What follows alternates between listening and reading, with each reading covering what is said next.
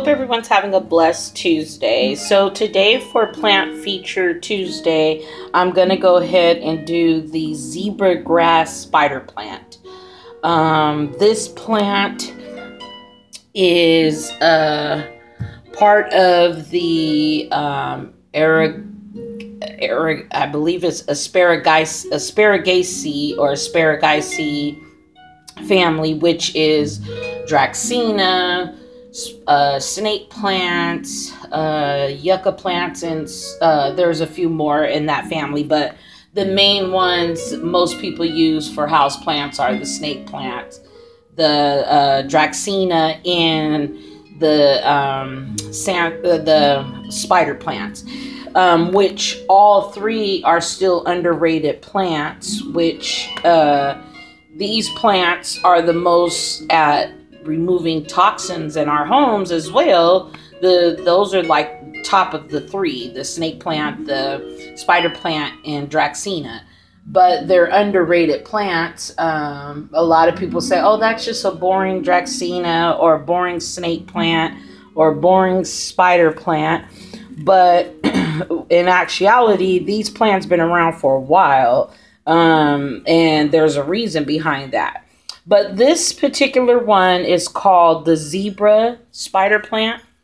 Now, if you look at her foliage, it's like a yellow. There's yellow and green going on here.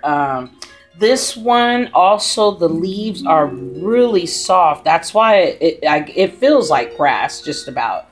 Very, very soft. These leaves are very soft. And I believe this one doesn't get as big as all the other spider plants do.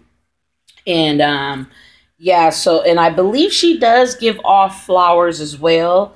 I don't know. I haven't seen one yet. She does give off a lot of little things. I just did some grooming, and you have to go in the middle and really search and groom her, because she's really very clumped together, you know, to get to the middle. She does have little bulbs like the regular spider plants do.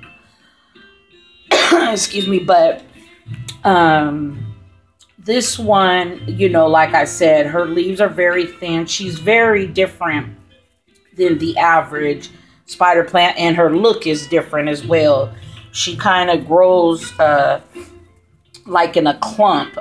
You know, I can't really describe it better but by saying a clump. But she's really pretty, you know. She's rare. I haven't, you know, I found her at a nursery, and I grabbed her as soon as I saw it, but I don't see it that much. I generally see the typical one that they, you know, do at, you know, the local hardware, Home Depot, Lowe's. You know, you'll see the which are pretty to me too, the other ones, but this one is called the zebra, and she is a lot different than the other ones. Like I said, her leaves, you know, they have a different variegation. It's a yellow color, and then there's some white also in the leaves, and the leaves are very, very thin. But this particular one I think is so pretty and underrated. I have her in some well-draining soil. Now this one does not like water, which all of them don't. You can actually let them dry out because they have those thick roots that are storing the water underneath the soil. So they really can go without water for a while. Some of them, when they're root bound, they're going to dry out a lot. And they like to be root bound. These spider plants do like to be root bound.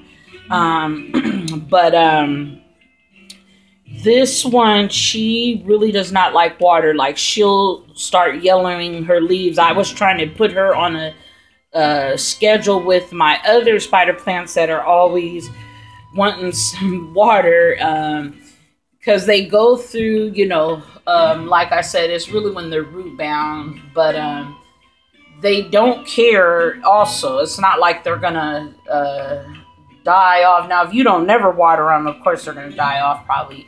But they're not going to give any signs like the peace lily and all them. They're just going to, sometimes they lose the color in them when they need to be watered. But most of the time, they're not going to really care too much. Now, if you overwater them, you can kill them because they do have, if you've ever repotted a snake plant, a spider plant, you'll see there's bulbs. They're like these real thick roots. Their roots are real thick, and this one actually has their little bulbs.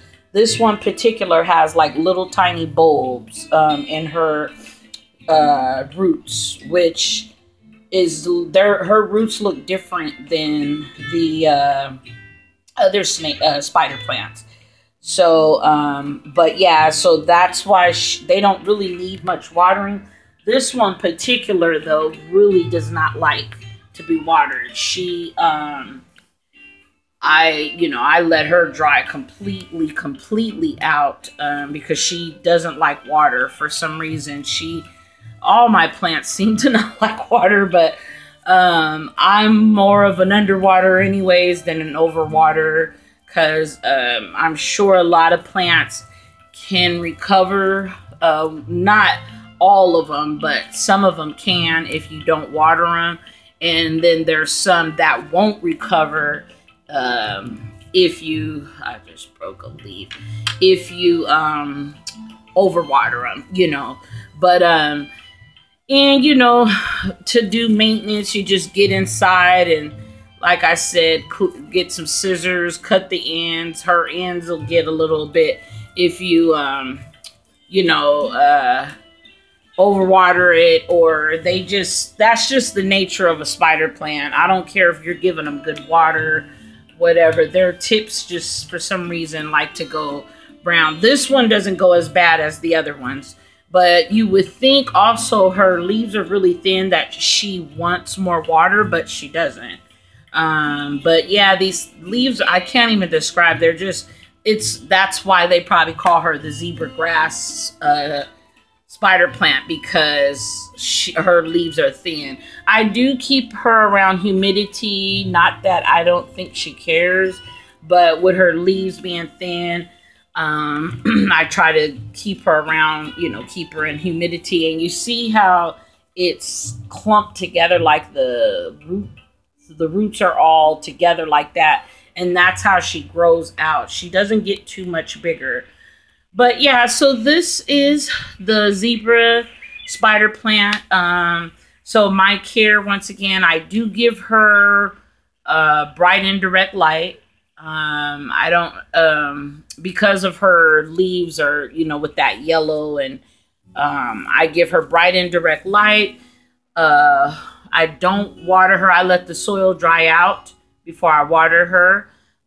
Pruning, you can go in and pretty much go in the middle and get in the middle and try to get as much dead. But it looks like these are a lot of her, look like she tried to have flowers or something and they died off before, they've been in there. I just left them be.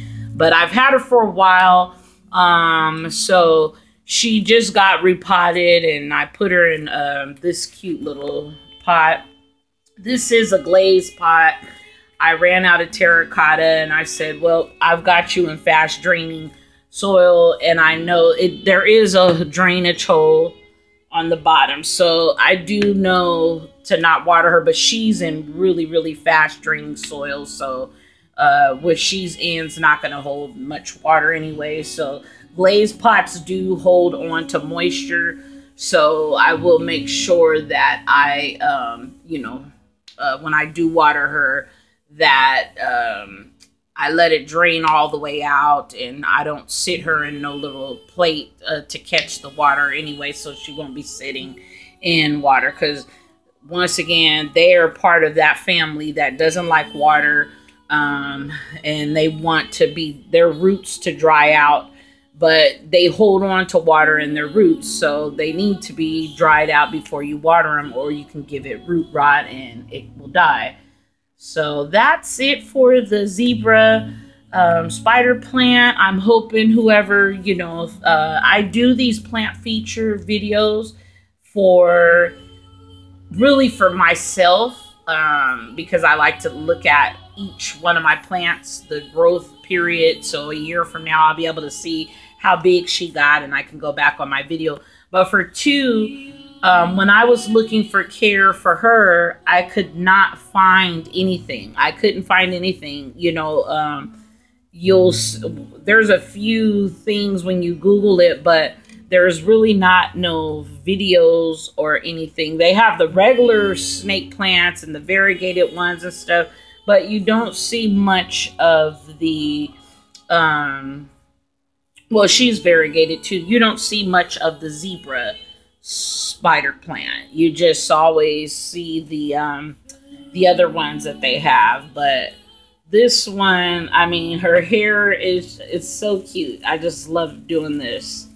She probably doesn't like me doing that, but they're very, her leaves are so thin and delicate and beautiful, and I just love this plant. I love all my plants, but I wanted to go ahead and feature her. So if you know, were looking for care and how to take care of her, if you just bought a zebra spider plant, Chlorophytum, I forget how they say it's Chlorophytum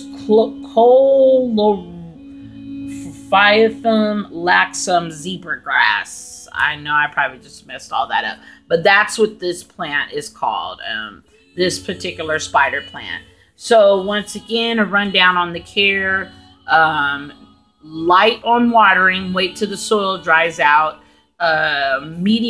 Medium to bright light, you know, medium direct light, because her leaves are thin, so I wouldn't put her in direct sun, so bright and direct light. Also, trim, you know, go in from time to time and look for dead leaves, look on the tips of the leaves and just pick off anything.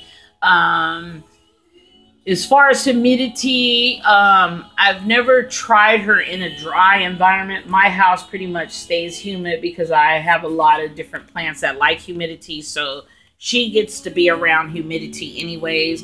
So most spider plants do like humidity. Not much. It's not like they're going to lose it if you don't. But if you want them to grow and feel good about themselves, I guess, I would provide humidity. And the soil, fast draining soil, once again, the roots are very thick and they do store water in them. So when you have thick roots like that, then you're going to have, especially this one, there's little balls. They're like little bulbs, basically. In her on the end of her roots. And so this plant, you definitely want to watch on watering. Like, she gets less water than my other snake plants. So I'm sorry, I keep calling her a snake plant. She's related to that family, but she's a spider plant. So I hope everyone has a blessed Tuesday. Thank you for watching my plant feature. And once again, this is the zebra spider plant.